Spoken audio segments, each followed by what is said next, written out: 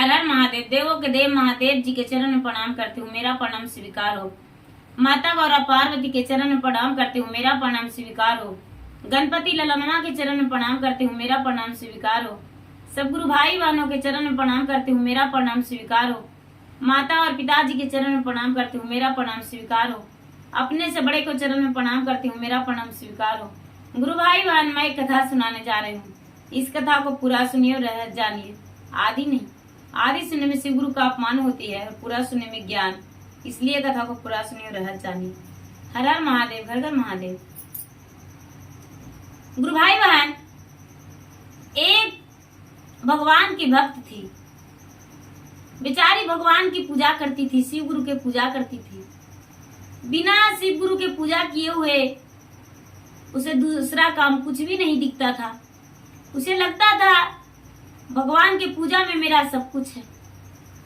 लेकिन वो बेचारी भगवान की महिमा दुख की मारी थी। वो अपने माँ के मायके में बिल्कुल अकेली थी। उसका और कोई नहीं था, नहीं बहन नहीं भाई। वो बेचारी माता पिता के अपने अकेली संतान थी। बेचारी बड़ी दुखी रहती थी। उसे लगता था आह, मेरा कोई नहीं है। जब उसका विवाह हुआ तो बेचारी अपना ससुराल में आई तो उसके सास ननद पड़ोसन सब ताना मारते थे। सब कोई उस पे जुल्म करते थे, अत्याचारी करते थे। उसको सब कोई कहते थे, मेरा मायके से तो मेरा भैया आया है, मेरे लिए चुंदरी लाया है, मेरे लिए संदेश लाया है, मेरे बच्चे के लिए कपड़े लाया है। उसको तो कोई है ही नहीं, उसको आएगा कौन। बेचारी बड़ी दुखी हो जाती थी और भगवान के पास जाकर आंसू गिराती थी। एक दिन बेचारी चर्चा करवा रही थी अपने घर में। बहुत सारे लोग आए हुए थे, चर्चा करवा रही थी। चर्चा करवा के और सबको प्रसादी बांट दी। उसके बाद उसके जो जेठानी थी वो कहती है कि थोड़ा मुझे प्रसादी वैसी दे दो, मेरा मायका नजदीक है, हम मायका देकर आते हैं अपना प्रसादी।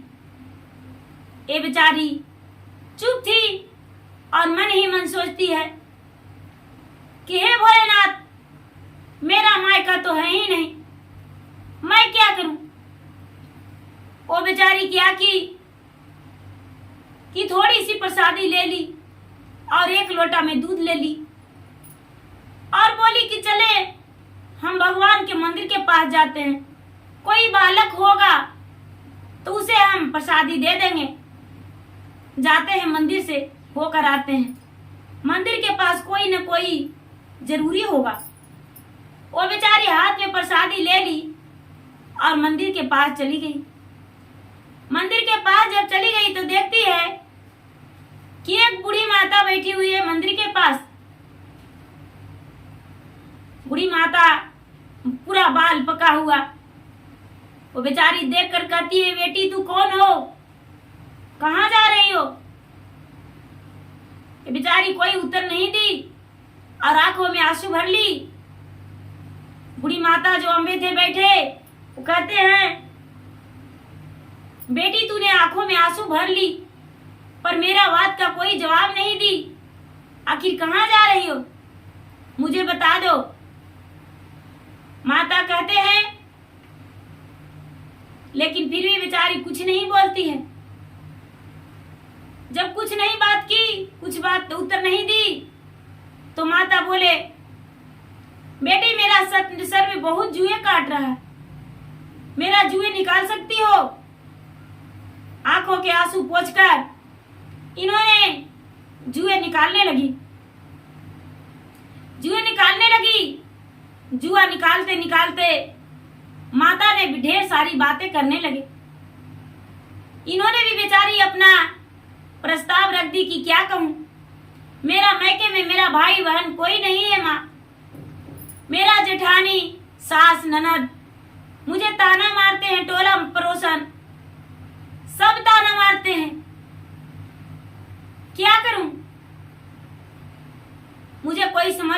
आता। माता कहने लगे, हे बेटी तू रोना मत, तुम्हें भाई का जरूरत है? बोले हाँ मुझे भाई का जरूरत है। बोले मंदिर का पिछवाड़ा में देखो थोड़ा सा जमीन है, मिट्टी रखा हुआ, वो मिट्टी हटाओ तुम्हारा भाई मिल जाएगा।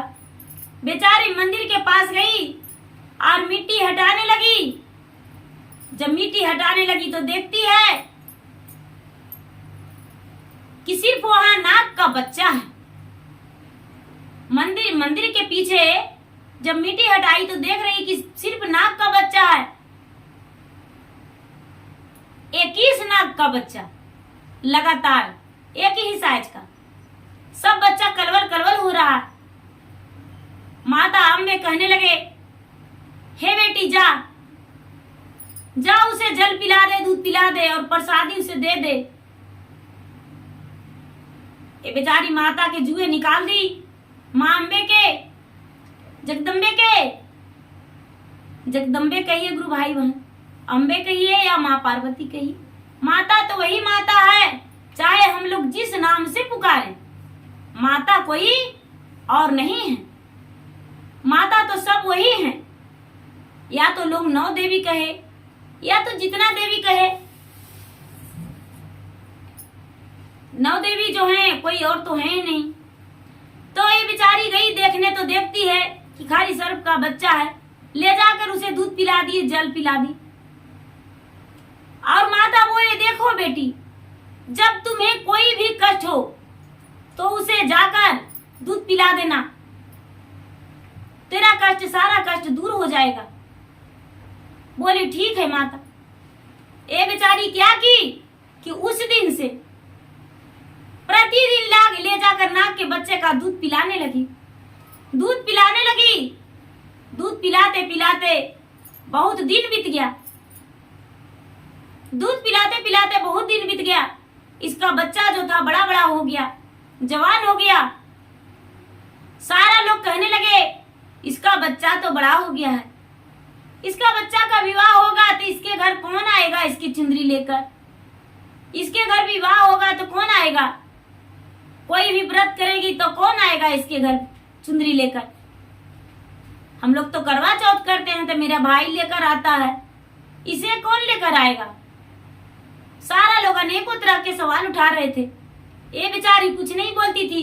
जब अपने बच्चे का विवाह करने लगी तो जाके अपने नाग भाई का न्योता दे दी, चिट्ठी में लिखकर, और चिट्ठी दे दी कि भैया मेरा पुत्र का शादी है, भैया मेरा घर जरूर आना निमंत्रण में। किस रूप से आओगे वो मुझे नहीं पता, लेकिन तुम्हें आना पड़ेगा। निमंत्रण तो बेचारी दे दी। सर्प का बच्चा ने स्वीकार कर लिया। शाम का समय हुआ, उसके माँ आई,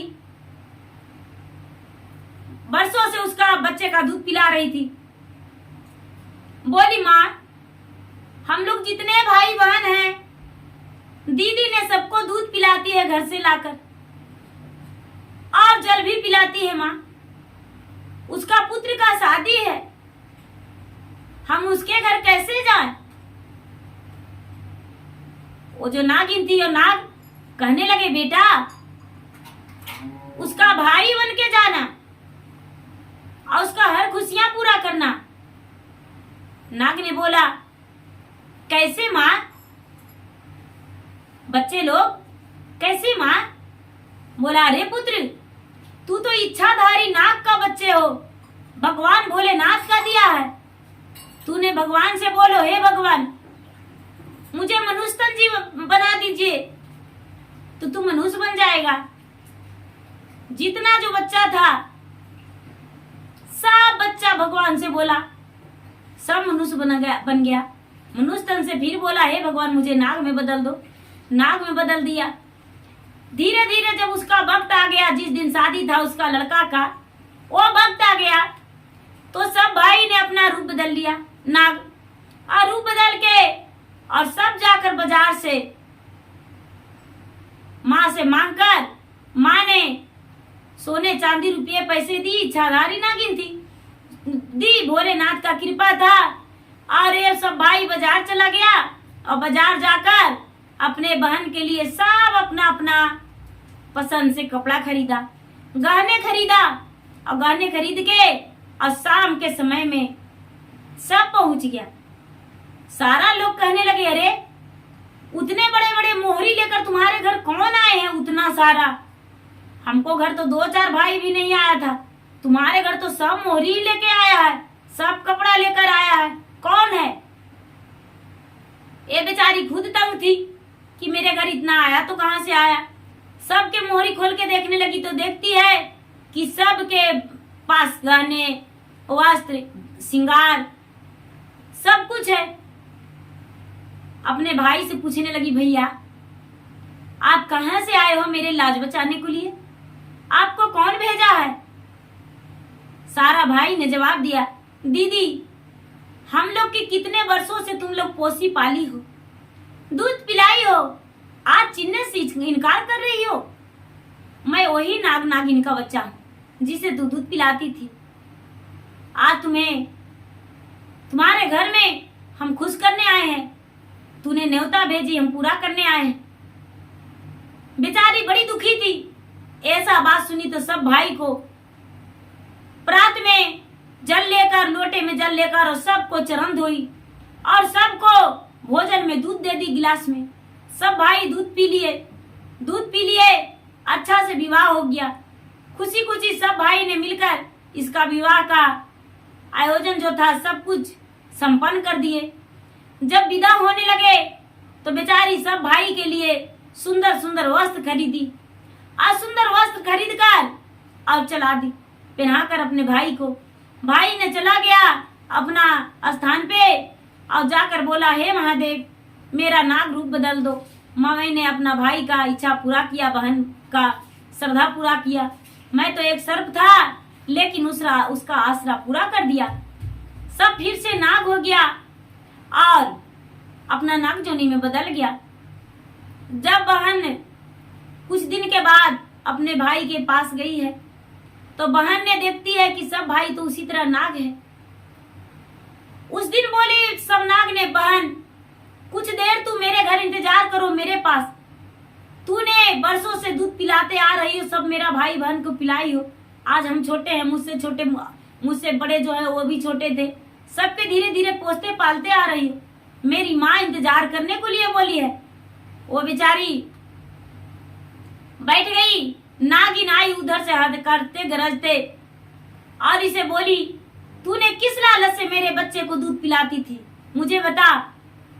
बेचारी संकोच में आकर कहती है, हे नागरानी माता, हम कोई लालच में नहीं पिला रहे थे, मुझे कोई लालच नहीं था। मैं आपसे कुछ नहीं मांगना चाहता था, क्या करूं? मैं दुखी था, मेरा मायका में कोई नहीं था। क्या करता तो क्या करता, मेरे पास और कोई उपाय नहीं था। मेरा सास, ननद, गोतनी, जेठानी जो भी थे, अड़ोसन पड़ोसन सब ताना मारते थे। जहां तक पक्षी पशु भी देखकर मुझे ताना मारते थे, जुल्म करते थे मुझ पर। तो हम करते तो क्या करते, मुझे कोई समझ में नहीं आता था।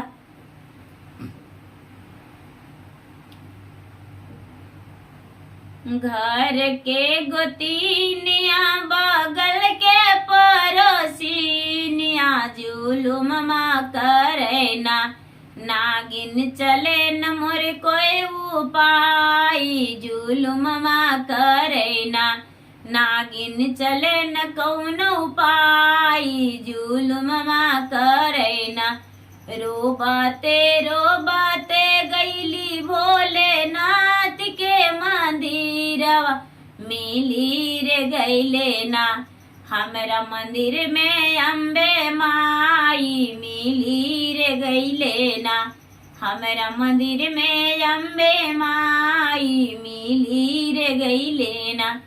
बेचारी कहती है कि जुलूम करते थे हमको पर, सास ननद अड़ोसन पड़ोसन सब जुलूम करते थे। रोते खींचते हम चले गए मंदिर के पास, मुझे अम्बे माता मिल गए। अम्बे माता ने मुझे सलाह दिए तो हम नाग के बच्चे का दूध पिलाने लगे। मुझे कोई लालच नहीं है। नागिन हंसते हुए कहती है, हम तुम्हें एक असरफी देते हैं, ये असरफी तू अपना घर में रख देना। बेचारी नागिन अपना मुंह से एक असरफी उगली, वो असरफी इसे दे दी और बोली, आज से तूने मेरा बच्चे का दूध मत मिलाना। तेरा जब भी जरूरत पड़ेगा तो तूने याद कर लेना, तेरा भाई तेरे दरवाजे पे पहुंच जाएगा, तू दुखी मत रहना। वो बेचारी असरफी लेकर घर चली गई। असरफी को प्रतिदिन धोती और पूजा करती। वो जब असरफी को धोती और पूजा करती तो उसका घर में धन धान से भरने लगा और उसका जीवन जो था सुखी बीतने लगा। कोई प्रकार का कोई कष्ट नहीं होने लगा। धीरे धीरे उसका समय बदलने लगा और जब भी उसका जरूरत पड़ता भाई का तो अपने नागराज भाई का याद करती। उसका नाग भाई जो था उसके पास हाजिर हो जाता था, उसके कोई भी काम में मदद कर देता था। वो बेचारी जो थी सबसे कहने लगी कि मुझे पता नहीं था, मेरे बहुत सारे भाई थे लेकिन मुझे पता नहीं था। मेरी माँ ने मुझसे झूठ बोली थी कि तुम्हारा कोई नहीं है, लेकिन मेरा तो घर भरा परिवार था, मुझे पता ही नहीं था। सारा लोग जान गए कि उसका भी भाई है, उसका भी संसार में सब कोई है। ताना मारना छोड़ दिए, ठुल करना छोड़ दिए, जुलुम करना छोड़ दिए। गुरु भाई बहना, ताना मारना बिल्कुल गलत है, लोग को ताना नहीं मारना चाहिए।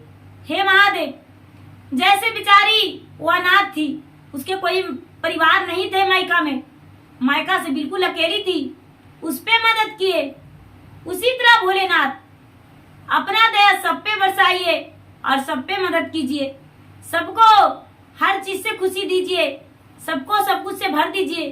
हे भोलेनाथ, हे महादेव, हे माँ जगदम्बे, हे माँ गौरी, आपने तो सब पे दया बरसाते हैं, सबके घर में खुशियां लाते हैं, किसी को उदास नहीं रख सकते हैं। हे माँ, माँ तो माँ होती है, आप अपना दया सब पे बरसाते रहिए माँ,